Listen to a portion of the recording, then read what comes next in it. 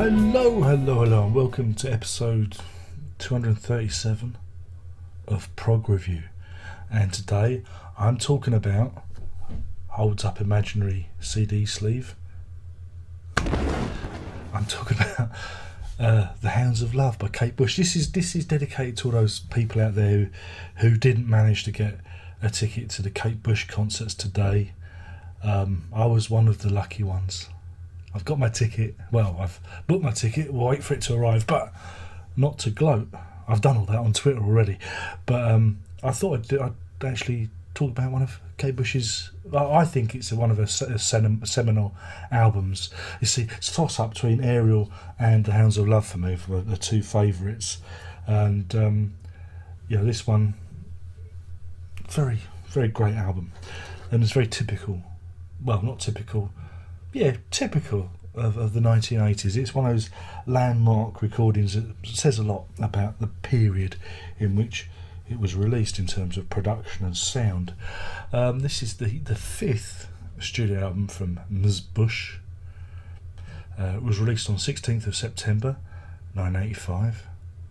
16th of September, that's the same date as Verita's birthday. Oh, bit of a coincidence, that. And it's an album split into two sides. The first side is The Hounds of Love, and the second side is The Ninth Wave, but more of that later.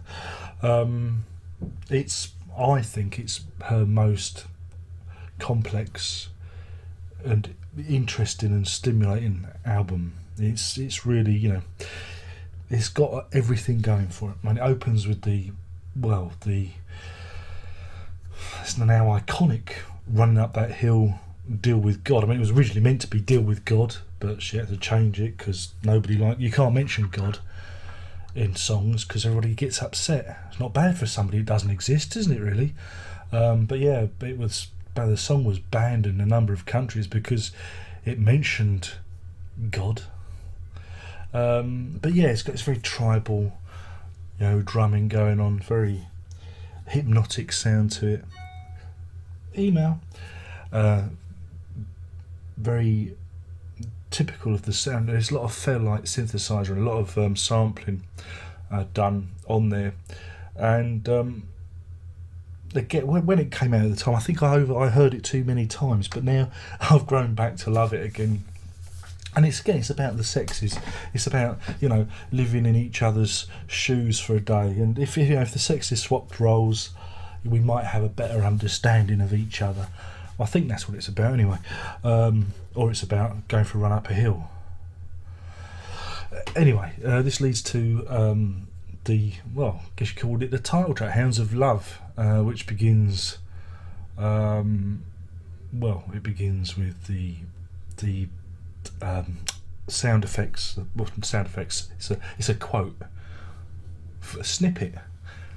Yeah, snippet. It's a snippet of dialogue from Night of the Demon. It's a horror film, and the actor is Maurice Denham. It's an old film from the 50s, 57. Horror film, good film. Check it out. And again, it's got this great big production behind it, and it's about being, having that feeling of being chased by the hounds of love, which is it's a curious imagery that Ms. Bush throws up. You're either in love or I've never felt like I'm being chased by love. You're either in it or you're not. You either feel it or you don't. So I don't know. The imagery doesn't quite work for me, but I like the song. Again, I really like the production because it's kind of 80s. It's because there's a certain kitsch element to it, and I like the sampled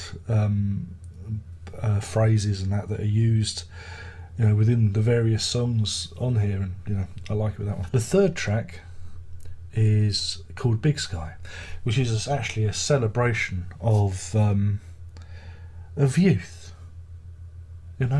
of being able to lie on your back in a field and look at the various clouds in the sky, the meteorological wonders that are above us, and that one looks like the Isle of Man, and that one looks like Scooby-Doo, and that one looks like Robert Fripp. that didn't happen.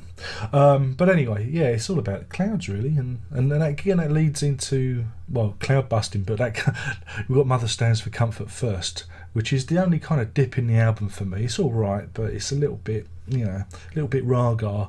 It's probably the weakest song on the album. But yeah, Cloud Busting has a very iconic video with Donald Sutherland, is it? Yeah, is it Donald Sutherland? Yeah, Donald Sutherland and Kate Bush. She plays Donald Sutherland's son, though he's meant to be Wilhelm Reich, who's a infamous psychologist or psychiatrist.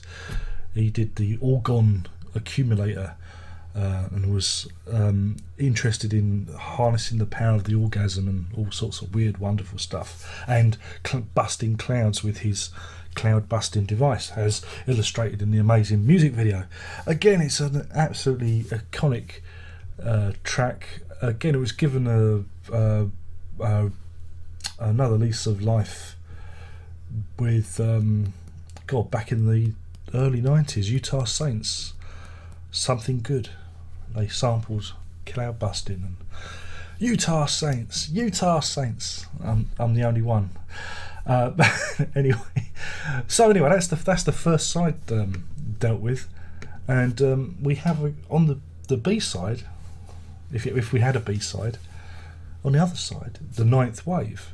Now, the Ninth Wave is a concept piece. Now, for 1985, pretty brave, doing dedicating a whole side to an idea, to a story song thing. Very, very brave thing to do, but Kate Bush, she gets away with it. It's based on a painting. Now, I've got to get the guy's name right. He was a Russian, so there's lots of Ovskis in it. Yeah, this painting. There's a painting called The Ninth Wave. Look it up. Do you think I could include it here, or do you think that I'd probably break copyright? But go and look it up. Ninth Wave, by Ivan Ivanovsky. Ivanovsky. Sounds like you sneeze. Gesundheit. Oh, the jokes, the big bumper book of jokes. But yeah, bumper book of jokes. Yes. Email. They're coming thick and fast today. And in this painting, there's a shipwreck. And there's people hanging on to the various flotsam and jetsam. And that painting itself kind of illustrates what the song is all about, what the big concept is of these songs. It opens with "And Dream of Sheep," which I think is just an amazing piece of music, especially when what the subject matter is, because it sounds genteel and wonderful, but it's about this person who's cast adrift in the middle of the ocean with just a little blinking light on their life jacket, and they're hoping that maybe they should just dream of sheep and drift off into the inky blackness of nothingness. And the whole song thing is about this person having like a long night of the soul, where various characters revisit them, and talk to them, and try and bring them around. There's much debate in Kate Bush circles whether or not the character in the song lives or dies. I think they live because they go through to the morning. They get to dawn. It's all about getting to the dawn, you see, and it's a great concept. And some of it is a bit jarring, like Waking the Witch. I find that a little bit jarring with the rest of it, and some of it doesn't quite flow that well into each other. But as a piece, 1985, incredibly brave. So you have two. It's almost like two albums combined into one. It's not a double album, it's a single album, but it's two sides of the same coin. It's very interesting. There was a version of this album out in, was it 1997, where they threw in a load of 12-inch remixes and B-sides to singles, which is worth picking up. I don't know if you can get that anymore. That's the version I've got, but I sold it, but I've got it ripped on the old hard drive, so I'm a naughty man. So yeah, that one's worth looking out for. But yeah, in terms of a rating, this scores 5 Hounds of Love out of 5 quite easily. Doesn't even have to, miss a beat. It's just such a strong, strong album with lots of different ideas going on. It's packed. What I like about it is that there are just so many ideas going on. The ideas, the sexes swapping places, the William Reich, the whole ninth wave thing on the B side. It's just there's just lots of good ideas on there. Some of it, is a little bit gaga, but I like it. It was a brave record. You don't get records like this anymore. And Ariel kind of follows this pattern, but she kind of expands it into a double album rather than it being a single recording. So that's it. It's prog. Oh boy, is it prog. It's more prog than Dream Theater. Oh, that's all the Dream Theater's fans pissed off again. So that's it. My name's been Darren Locke. I've been blabbering on about the Hounds of Love by Kate Bush, and hopefully you're not too upset at not getting a ticket. Instead, go and play the Hounds of Love instead, and that should take your mind off of the day's debacle. Who knows? She might play another 22 dates. This could be the start of something big. Anyway, that's it. Don't forget to and the Facebook and the Twitter and all that stuff. And we've come to the end. There's only one more thing to say, and you know very well what that's going to be, because I'm a predictable old fuck.